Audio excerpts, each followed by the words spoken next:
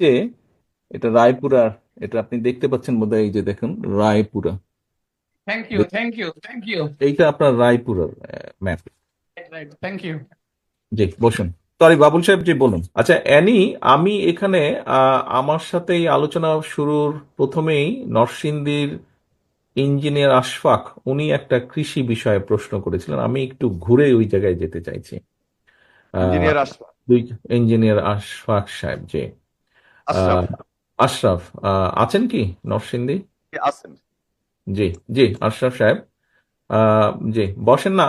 আপনি যেটা বলেছিলেন, আমার কাছে এখানে আছে, উপরে আমি নিয়ে এসেছি, কাগজটা আছে। এখন কতটুকু দেখানো সম্ভব আমি বলতে পারছি না। আহ, আপনি যেহেতু এগ্রিকালচার বিষয়ে প্রশ্ন করেছেন এবং একটা খুব সুন্দর প্রশ্ন করেছেন, এই কাজটি আমি 2004-এর দিকে করেছিলাম, 3-4-এর দিকে। তখন তো এত কম্পিটিটর এতটা ছিল না। আমি মোটামুটি ভাবে একটি সারা বাংলাদেশে একটা ডাটার মতন তৈরি করেছিলাম। তো সেখানে আমি লোকেট করার চেষ্টা করেছিলাম যে আমার একদম মানে জেলা, থানা বা উপজেলা হিসেবে একদম এখনো করা আছে আমার কাছে। তো সেটা অবশ্য তখন ম্যানুয়ালি করা হয়েছিল, এখন তো স্যাটেলাইট ট্যাটেলাইট অনেক সুবিধা আছে, এখন খুব ইজিলি করে ফেলা যায়।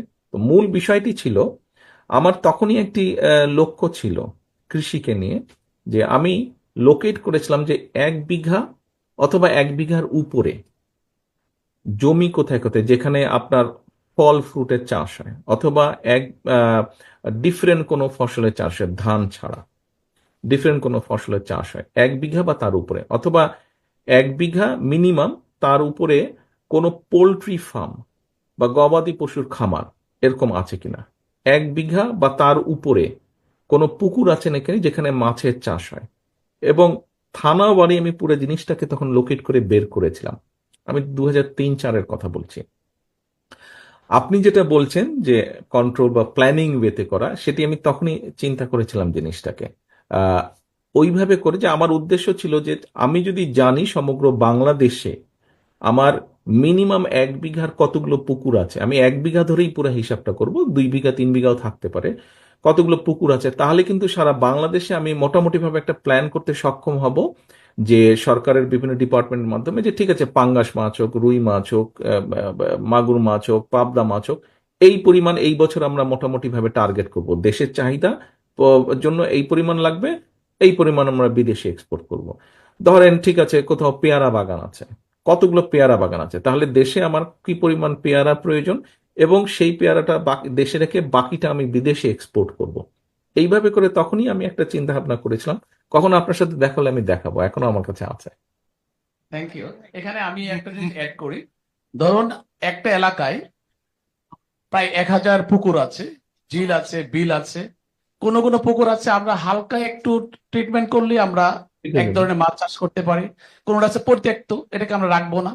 মানে মোটামুটি টোটাল চিত্র যদি আমি পেয়ে যাই, তাহলে আমি মাছ, সবজি থেকে সমস্ত চিত্র পেয়ে যাব।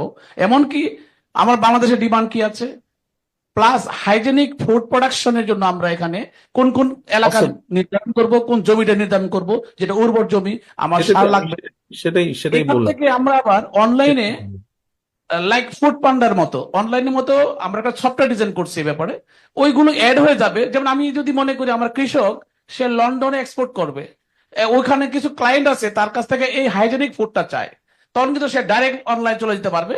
ইউনিয়ন ভিত্তিক যদি আমরা এলসি প্রসেসিং সিস্টেম আমি করি জানি তাহলে। আপনি যেদিকে যাচ্ছেন, আপনি এখন আমাকে বলছেন, আমি এটা 20 বছর আগে জিনিসটা আমি মোটামুটি ভাবে চিন্তা করেছিলাম, আপনার, ধন্যবাদ। এভাবেই থ্যাংক আমি you, thank you very much. বুঝতে। এবং ধন্যবাদ। অনেক ধন্যবাদ। ধন্যবাদ আপনার কাছ থেকে সুন্দর আনসার পাওয়ার জন্য।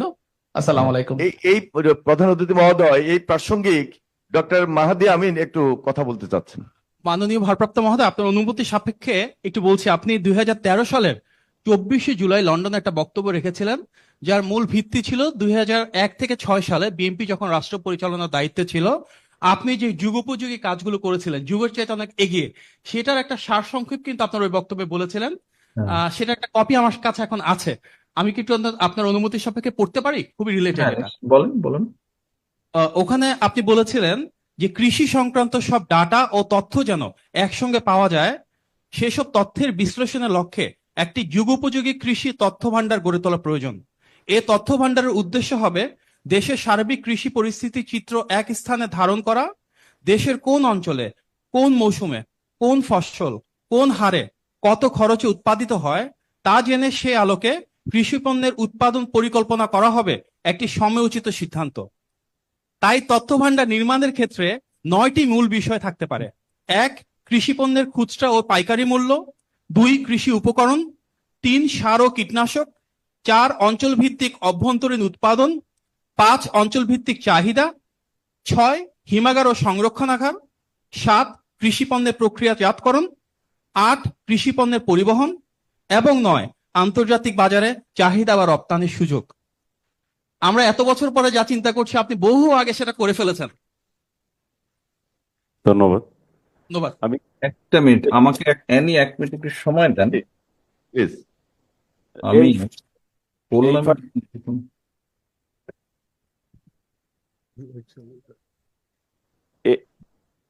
এই মাঝখানে আপনারা কন্টিনিউ করেন।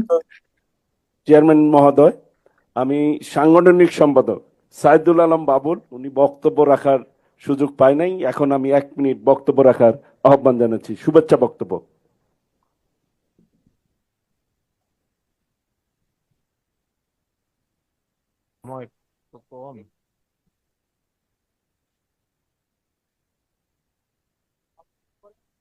বিসমিল্লাহ রহমান রহিম। আজকের এই বাবুল সাহেব 1 মিনিট, একটু সরি আপনাকে ইন্টারাপ্ট করলাম। আশফাক সাহেব, আপনার থানা বা উপজেলা কোনটা? নরসিংদী 5 রায়পুরা। রায়পুরা না? রায়পুরা। দাঁড়ান, রায়পুরা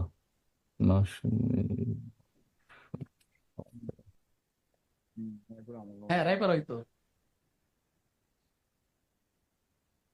রায়পুরা।